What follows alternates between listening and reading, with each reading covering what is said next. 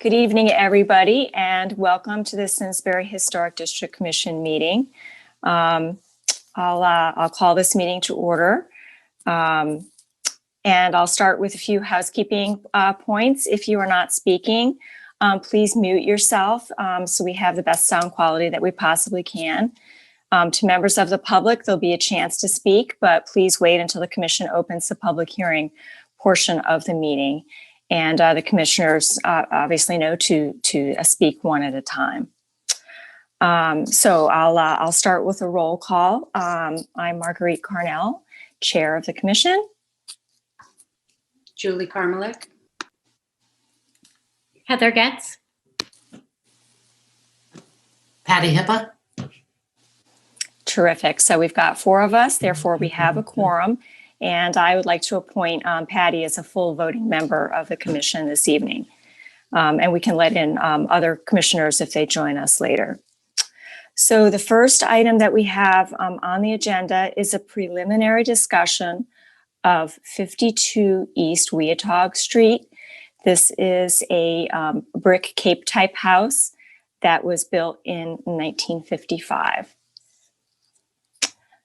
Would the proposed applicant like to speak and tell us what you have in mind for the property?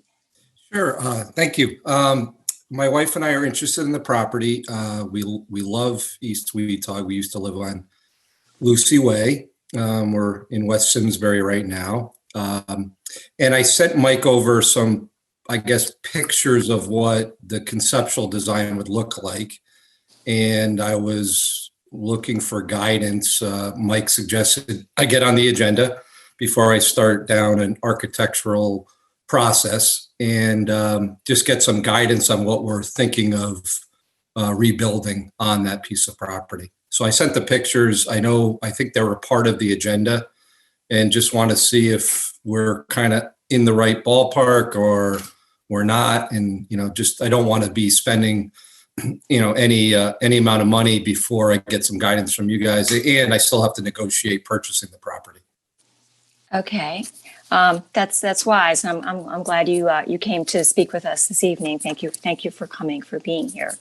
Thank you. So you are aware that this is a local historic district, and Yes. that any work that is to be done on a property, including removal of buildings, does need a certificate of appropriateness beforehand.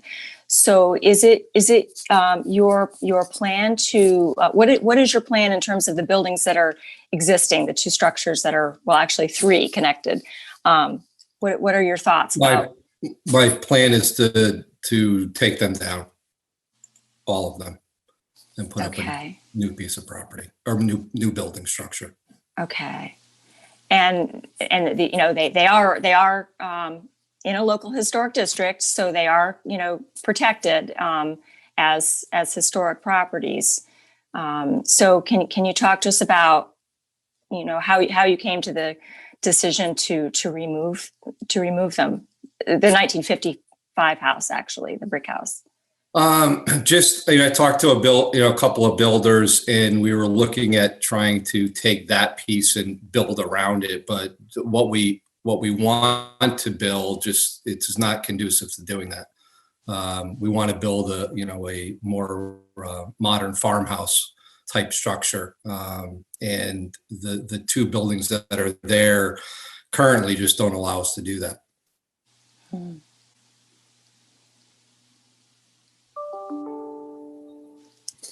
I don't know. I apologize. I don't know if we're commenting on just, kind of getting some information about what your plan is relative to the district, or if we're commenting on a design. But I apologize. I didn't see any photographs or anything in any of the packets that showed what you're proposing. And I don't know if we're discussing that today or not, but I'm just putting that out there. Mike, if you have it readily available, could you share it with us? They were in an amended email that was just sent to us. I just looked it up and yeah, I couldn't find it. I'm sorry. I'll screen share it right now. Thanks.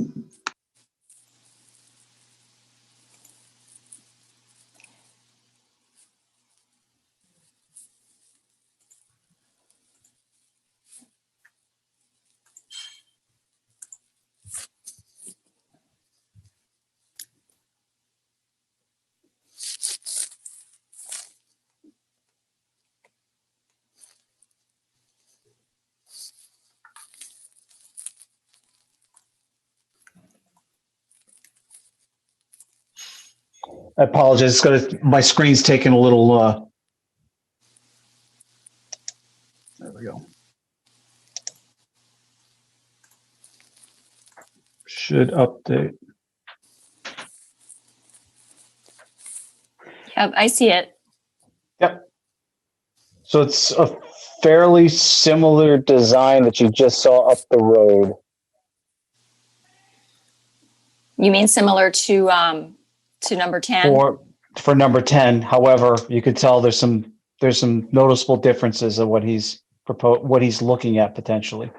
Yeah. Such as you don't have the metal roof accents that they had on their plans. Oh, I think I see it actually. I'm sorry. I see that on this one.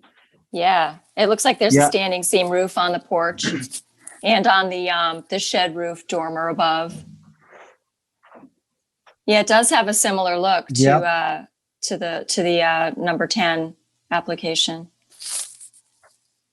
So I'll go through. There's 5 pictures. Why don't we go through those quick 5 pictures? And maybe that's just one comment, Ron, to note. We can explain that later. Sure. As long as my computer cooperates. Yeah, this is just another elevation, the same house. Yeah, just different. And again, this is not an architectural, design yet. This is just a, concept picture that my wife and I really, really like. And that's what we were trying to at least get guidance from the commission to see if we are in the right direction or not.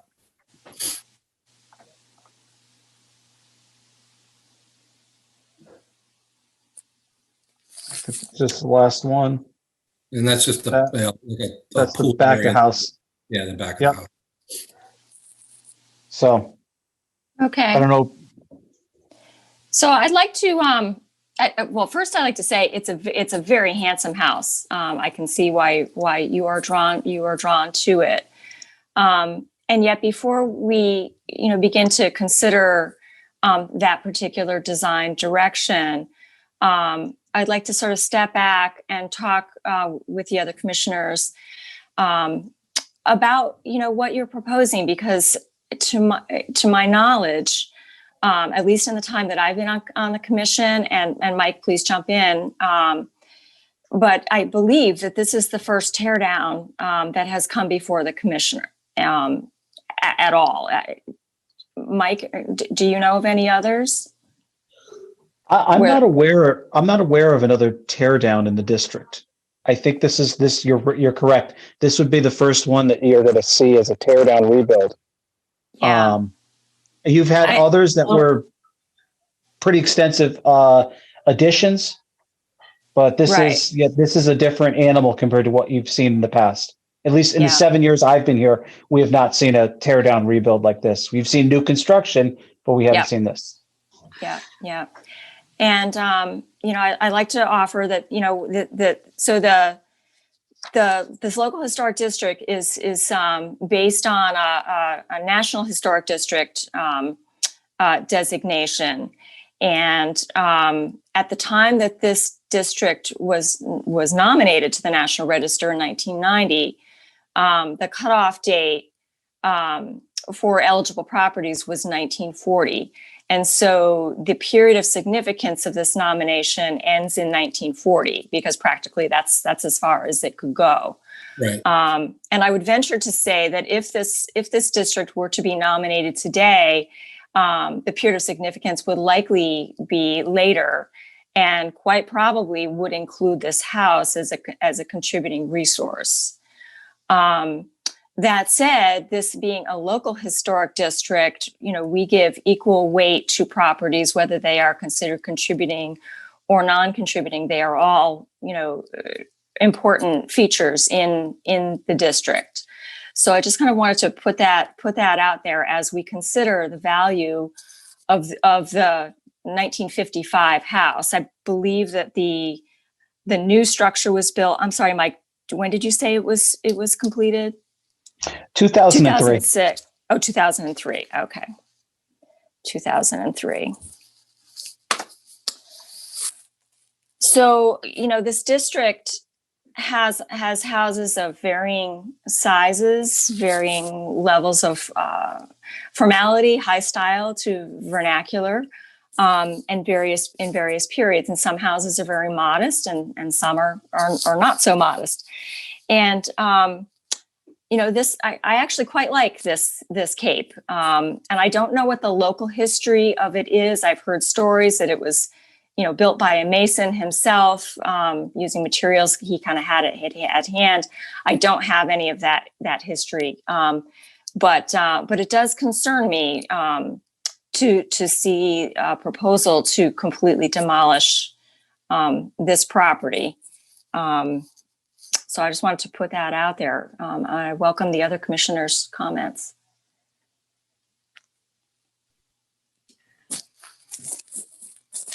Patty Hippa here. Back probably 10 years ago, I did demolish buildings on my property and rebuilt a horse barn. And if Ron did build, I'd be your neighbor. And what he's proposing is absolutely lovely to the area, but that's my 2 cents. I also think, I wouldn't like to set a precedent that we can tear down in this area, but I also agree. I think the home or a similar home that he's proposing is additive to what is there on that property currently. And I would also be a neighbor.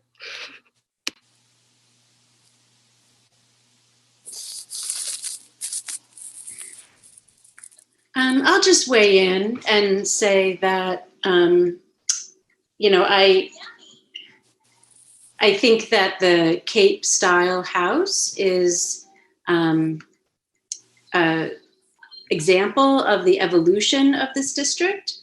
And I think that, as Marguerite pointed out, if the district was written today, it would probably be considered contributing as an example of a mid-20th century residential structure and pertaining to the evolution, as I said, of the district and the district styles. And so I think that has value and something that we should really consider and think about.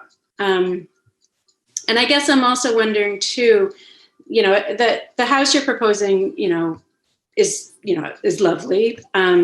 But I do you know where you're thinking about siting it?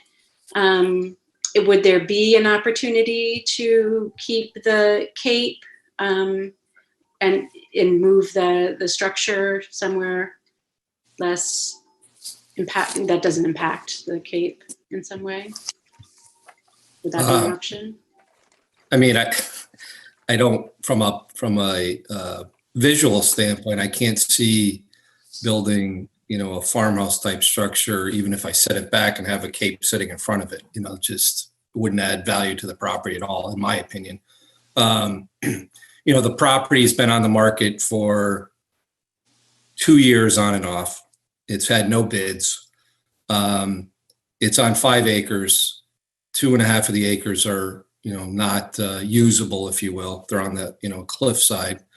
I think the problem is, at least from a buyer's perspective, and again, I talked to several builders, trying to take that current, brick structure. If you just said, all right, the one that was built in 2003, you get rid of that, trying to take that brick structure and have a structure built around it that would look and keep the same flair of what's there is cost prohibitive. It's just almost impossible to try to keep that structure and build around it. And I've talked to several builders, and they're like, there's no way you could do it cost effectively. And so, I totally hear, both sides of this, keeping the integrity of the property and all that. But at the same time, I think what I'm proposing would be a value added to the whole district and the whole neighborhood, quite frankly. I would agree with that. And my concern as well is that if the building stays, but they don't really find a new homeowner for it, does it get run down and the property kind of get weeded and just unkept? And how does that add to the district? It really doesn't.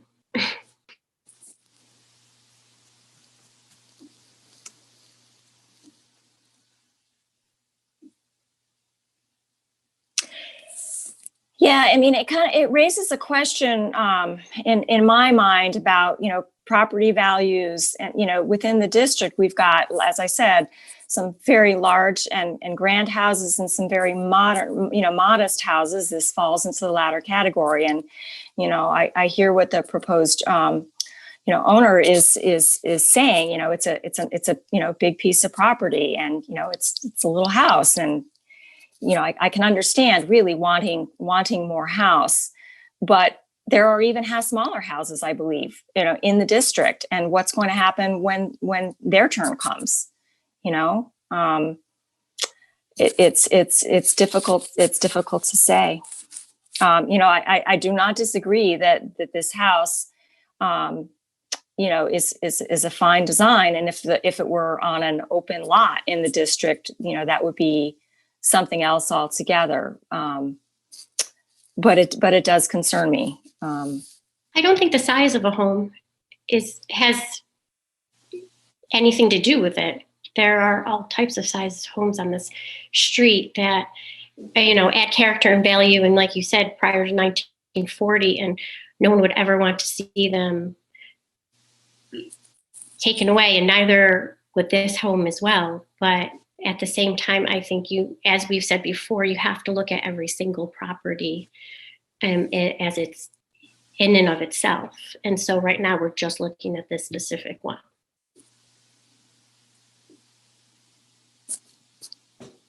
Would it be possible, the house that was built in 1955, the brick house, could you salvage some of the brick and use that within your new construction? That's one thought, to keep the character and integrity of it. I mean, we could certainly talk to the builder that I've been discussing, the type of structure we want to build and see if it was feasible. I haven't even purchased a property yet, so, it's not like I own it. I wanted guidance to see if what we were proposing was within the scope of what the district wanted to see. If it's, if you're deeming it not to be feasible, then that's your decision, and we move on. I'm looking to put up a house that I think is additive to the area. I think it blends in with what some of the homes currently are, from a visual standpoint, look similar. And, I just think it's going to add value to the whole neighborhood. I mean, I've been a Simsbury resident for, 20 years now. And I've seen a lot of homes. I love that street, and I love a lot of the old farmhouses, the ones that were built in the 1700s and 1800s, and, Rosedale Farm and that whole area. And, I don't think what we're proposing to do would diminish the value and the integrity of what the historic district is all about. Can you give us an idea of the size of this proposed house in terms of square footage? Inclusive of the garages, it's about 4,000 square feet. And what is the existing house? The existing house, well, I mean, if you add both houses together, I don't have the sales brochure, but I want to say it was 2,800 between the two of them. Okay.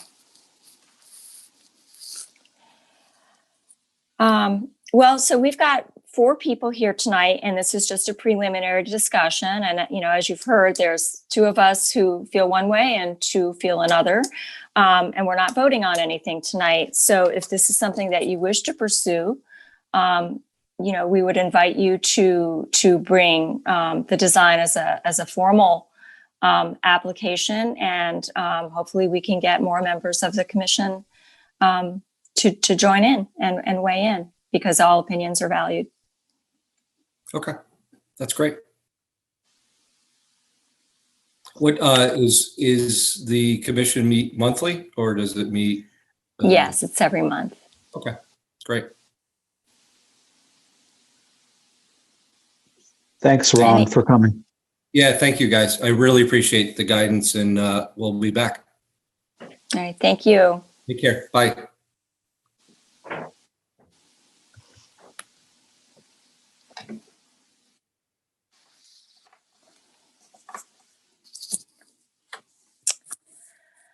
Okay, well, moving right along here. The next item on the agenda is updating the handbook. And we have with us tonight from FHI, Stephanie Dyer Carroll, an architectural historian, and Rory Fitzgerald, who is a planner with FHI. And we have had a chance to look at some of your materials, but I don't know if you wanted to make some comments before we started a discussion. Oh, no, just thanks for having us. We're excited to be moving forward with this project and just happy to be working in Simsbury. Definitely. And we did, Stephanie and I, on one hot day in July, made it out to the district, took some great photographs. So we're pretty familiar with the houses there. And we're happy to get going. We discovered that there's poison ivy along the side of the road. Yeah. Oh, dear. Yeah. Oh, I didn't get it, but No, me neither. Lesson learned. I'm not doing field work in Birkenstock. So in the summer. Definitely not. Yeah. In the summer of 2018, I spent a lot of the summer out surveying bridges all over the state, and I had a poison ivy kit where I had, Tecnu and rolling paper towels and washed up after every bridge. So I feel your pain.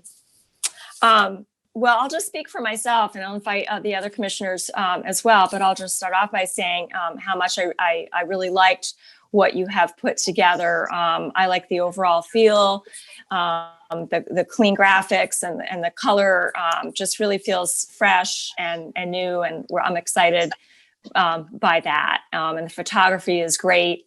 Nice to see so many beautiful pictures of buildings in the district featured. So kudos to whoever, did the graphics. Yeah, we both were out there and, we tried to get some nice bright pictures. And I think, Stephanie, correct me if I'm wrong, but I think our intention is to use photos from the district as much as possible. I think that's great. Highlight the assets of the district. So terrific. I will echo that. I think the design of it looks fantastic, and I'm really excited to see it. Yeah, we hope, we want words. Very user-friendly and intuitive and easy for the reader to kind of flip through and find everything that they need and kind of be directed. We're finding that definitely plans are getting smaller these days and more focused. And I think that's what we'll kind of try and do here is kind of keep the meat of it, but showcase it in a user-friendly way. I guess I had a question for you, if there was anything you thought we were missing in the outline, or if you wanted us to rearrange anything at all as we get going on this. Anything that came to mind? Well, as usual, I have comments. I'm happy. What I did was a few days ago, I rearranged just a couple of things and added some notes, and I circulated that to the members of the commission. I haven't seen any feedback from that, but I'll open it up to whoever wants to add to it. And I guess what I would suggest is I can just collate everybody's input and then add it to my notes and then send it to FHI. So you're just dealing with one set of comments. Yeah, that would be good. Definitely. Okay. Easy for us. Well, I'm sorry, go ahead. No. I was just going to comment, but you go. No, please do. Well, I looked at Marguerite's notes, and one of the major suggestions she put in, which I absolutely 100% agree with, is removing the section on signage guidelines, because that is so small relative to the work that we do at this point, and make the site guidelines a much larger section, because now we're talking about renewable energy sources, utilities and signs, to be sure, would fall within that. Fences, walls, driveways, all that good stuff. That's all part of the site work that we are often evaluating. And it's different from design, so it would be separate. And I think, taking out the signage guidelines, rolling that into more of a general site guidelines is absolutely the way to go. I thought that was a really great suggestion that Marguerite had. Okay, yeah, I like that. Now, Stephanie and I talked, and Stephanie, you probably remember this. We talked about the site and landscaping. Those are recommendations, right? Versus compared with the regulations. There's a slight difference there. We going back to our interview, actually, I think there was some discussion of including some guidelines for recommendations. I'm not sure guidelines are the correct word because they're not binding, but that acknowledge the rural nature of the landscape there. There is one of the examples that we pulled that did that, and they make it clear that it's they're not binding, but they're recommendations. Is that something that you all are? How do you feel about that? So we don't regulate landscaping, meaning organic materials. So we can't say a lot about that, except to comment, just as you had said, about, the rural nature and so forth. And, if somebody is saying, well, you cannot see this particular item because it's screened by a tree or a shrub, we have to act as if that tree or shrub is not there. But we do have purview over driveways and walkways and fences and walls and all of those items. So we could say something about the landscaping, but yeah, you're right. We don't regulate plant materials.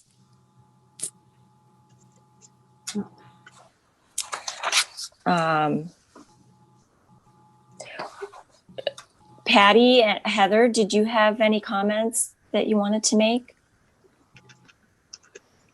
I do. Great. I have a few comments just from different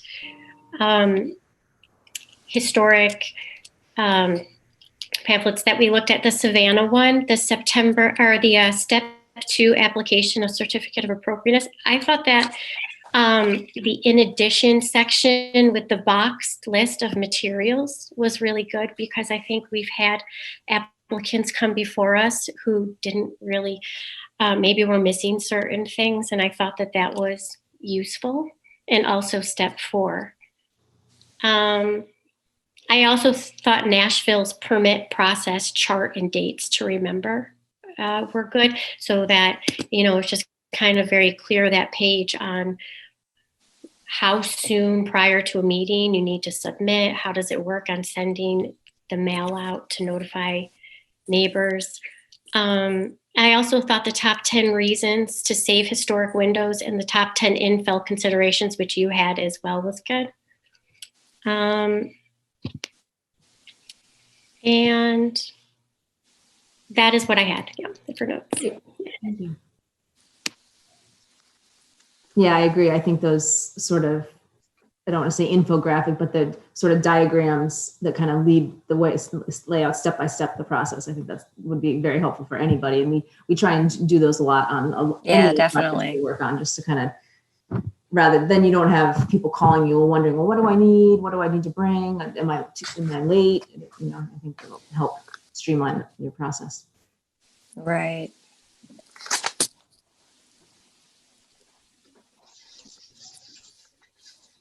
Patty, did you want to offer any comments or thoughts about what you saw in that outline? No, not right now. I don't have anything no new insight. Okay. Yeah, I thought basically this looked really, really good. I guess we'll have to think about which historical styles that we'll include. Obviously from Georgian, colonial, federal, Greek revival, Italianate, all of those, we have examples of many of those, but I think we should go up to, colonial revival. Certainly we have examples of that.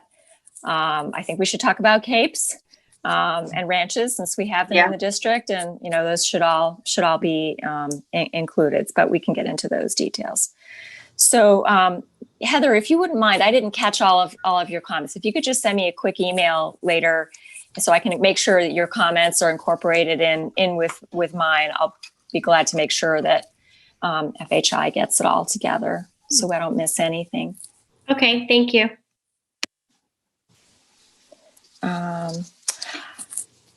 Any other comments about the table of contents or the outline? I have some questions and comments about the map, but I just want to make sure we've got everything. Mike, did you want to offer any thoughts? No, Marguerite, I think it did a great job of with some review comments in your email that you sent out earlier. Okay. All right. So let's turn to the map then, which I like very much in its clarity. I wonder if it would be possible or useful to add street numbers to each parcel so that people can see at a glance where their property is. Yeah, we can definitely do that. And one thing I did play around with too, like underneath this map, I have like an aerial base, and I did wonder if maybe splitting it up, have one map like this that's at this kind of higher level scale, but also we could potentially, this is done in GIS, and it would be fairly easy to, if you want to just split it up in 3 segments so you could zoom in more, if you thought that would be useful at all too. That's something that could be done pretty easily, because it's a high distance. Yeah, well, our current guidebook, ancient as it is, has the map kind of at 11 by 17 as the centerfold. I don't know if that works necessarily in your booklet layout yet. That's how I printed it out big so that I could read it. I'm open to suggestions there. I just thought it might be helpful so that people can, immediately identify where properties are. The other question I had was about the boundaries themselves. I thought that, and Mike, jump in here. I thought that the district on one side of the road was something like 200 feet from the road, and the other side was 300 feet. I'm not sure which is which. I thought the west side was 200 and the east side was 300, but I'm not sure. But when I looked at some of the properties, for example, this would be like next to Diane's house, which I can't really tell you exactly, hard to say which it is. But I think that there are some buildings that are shown in the district that might not actually be in the district. So Diane Mead lives at number 73 and her house is in the district. But the house we parked at her house. Yep. Yeah, that's right. Yeah. So there's a house just south of her that's a newer house. It's got I think it's got a front porch that runs the entire elevation. And I think that house is set back further from her house. And right now that house appears to be in the district, but we're pretty sure that it's not. So just wondered if you could double check those. Yeah, I believe there are actually 2 homes there. There's one and then another one set behind it. Mm-hmm. Right. There's, the rear property. Marguerite. Yep. I was going to suggest to have a note on here that, this is not a survey, and that kind of what you said earlier, along the east side of East Weatog Street, it's X feet is the limit of the district. On the west side, it's Y feet. And that way someone will know, like if they're close, will require a survey to say that you're in or out of the district. Because that's really what's going to determine it. The map is we're using GIS, so it's not totally accurate. It's not like we're doing an A2 survey of the district to create a survey that shows the meets and bounds. at a high class. But you're right. I mean, some of the obvious ones probably should just adjust that line, which is easy. That's just a graphical error, probably Okay. based on the buffer that they're setting for the polygons. Okay. Yeah, no, I did get this from New England Geo, this layer. This is the layer that they had sent me, and then the building layer. So I can, I can double check with them too if they have any, but I imagine that this is what they have, Mike. Okay. Yeah. And as I look at it, there's actually, it looks like the east side is 200 feet or less. It narrows the further north you go. But at the south end of East Weatog Street, the east side is definitely like the Connor Foley property, number 10. That whole property, I think, is all the way back. It's pretty deep, and it looks like it's in the district all the way back. So, yeah, if we could just double check those, that We'll would take a look. Thank you. Yeah. Thank you.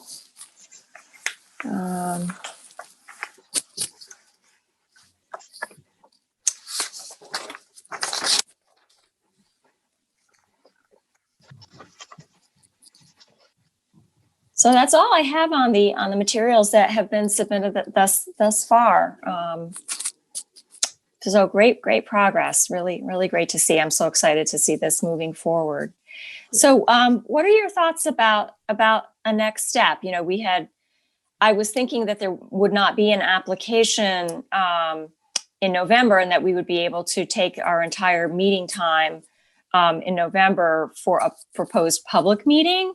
But now it looks like we're going to have an application that could be, could take a good amount of time. So I don't know if we want to schedule a special meeting. I'm not sure what you're thinking in terms of timing. When would a public workshop be the most useful, do you feel, in the process? I was thinking, and Stephanie, you chime in. No, you go ahead and then I'll. Yeah, I was thinking their early November meeting might be nice to do the public workshop to get it, get it out of the way before the holidays, and kind of keep the project moving forward. That would be kind of, I think, ideal. But if it needs to be a special meeting, what do you think that you would get? I guess the idea of the public workshop would be to get residents of the district and anybody else that's interested. I mean, do you think you would be able to get people? Would we? Well, when I was speaking with Ken, he's another another of the people at FHI, he was thinking that we could pull it together, and do some mailers, or I'm not sure how all we will publicize it. But yeah, I would like to get as many people in the district interested as we possibly can, because this affects them, Marguerite, can I make a suggestion? Please. I don't want to push it off, but I would say early December makes sense, just because. So it's going to be before the holidays. Yes, it's COVID. No one's really traveling, so we're not going to have the same the people leaving on vacation and whatnot. And it gets us the ability, one, to get the word out and try it in multiple outlets, not just doing mailings to everyone in the district, but maybe other means possible. I'm just thinking of creative ways to get the word out, because most likely for the remainder of the calendar year, we're going to be in this Zoom setting. So you'll be having this public workshop via Zoom. Right. Yeah. So I would prefer that we get it right on trying to get notice out to people, then rush it for November, because right now then we have to get this. We'd have to pull this off in the next 30 days. And I don't want anyone to say that we didn't know this was going on. Right. I would, right. That's just but I'm torn on saying this, because I also don't want this to linger. What about it? Would it be too much people? And Mike, do you feel like would you have enough time if we did it, say, I don't know, Thursday the 12th, give an extra week? Is that still pushing it in your mind? I could make it, I could, Thursday 12th may work. But I want to ask the commission members too, is two meetings in 1 month acceptable? I think it's acceptable, and I do think that the turnout will be quite good from the residents of the historic district. So I think it's not a bad idea to have it as a special meeting. And we're happy to do either way. So whatever works best for you guys will make work as well.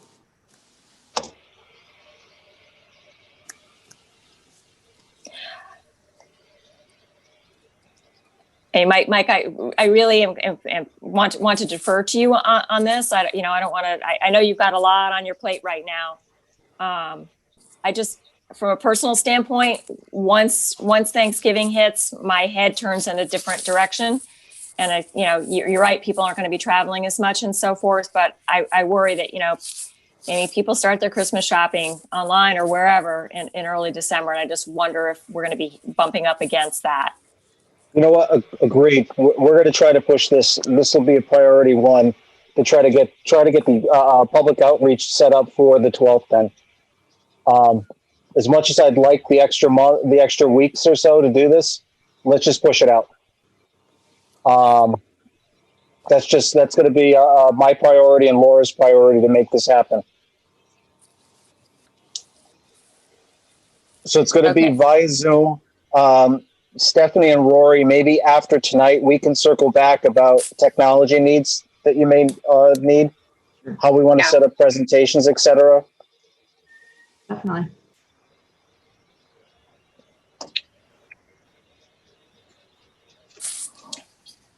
And it'll be good to start talking about, what the format of the meeting will be, what the agenda will be, what kind of things we're going to want input on.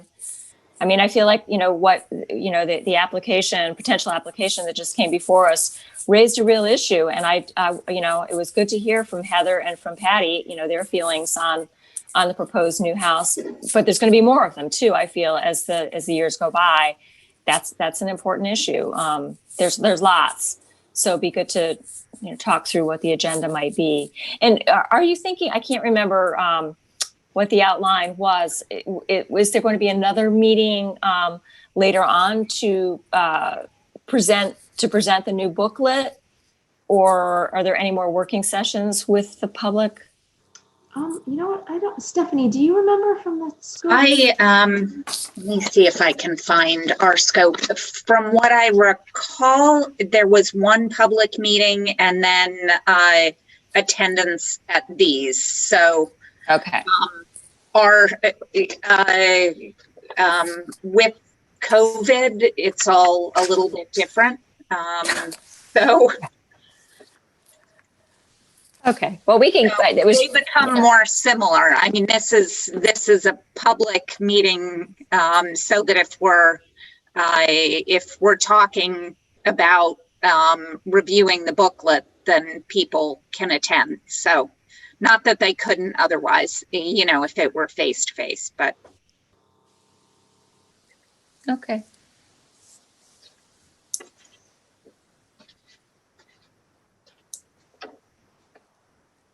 All righty. Great. So we'll plan for Thursday, November 12th, 7:00. Okay. Regular time, is that best, Mike? That's fine, as long as it's okay with the consultants and the commission. Does it work for everybody? That works for us. Yep. Yep, that works for me. And then just, I'm sorry. Go ahead. Sorry. I live in the district, and if there's anything that I could do to get the word out, I'm more than happy to help. Okay, thank you. Great. Thanks, Patty. Okay, so you all will host it, is that correct? With your Zoom, or I believe we have a Zoom license as well, although I know that there are different kinds of, there are two different types, and it's after 7 o'clock and I can't remember. Stephanie, Two of them. Yeah. we will host it because we have to Okay. broadcast live. So Oh, okay. I gotta follow all the standards of the executive order. So because of that, Okay. Got we it. will host.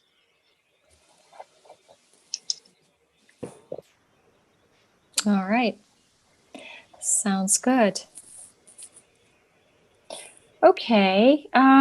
Well, I think that's it for our consultants. So thank you so much for attending, and we'll give you feedback in the next day or two in written form Great. for the outline, and Thank you. look forward to working with you more. Yeah, great. Thank you. Thanks Have a for good night, coming. everybody.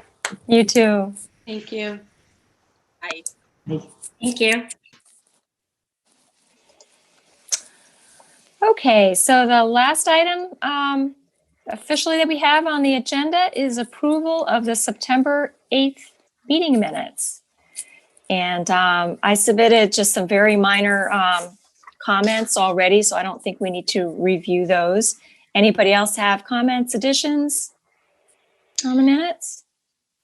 I don't have any comments on the minutes, but I did want to just add that I asked for general commission business for there to be another item to talk about things that the commission could be doing to expand our role. And that's not on the agenda. So if we could, Mike, Laura, try to put it on November's agenda, that would be great. Yeah, sorry about that. That's okay. Laura will remind me.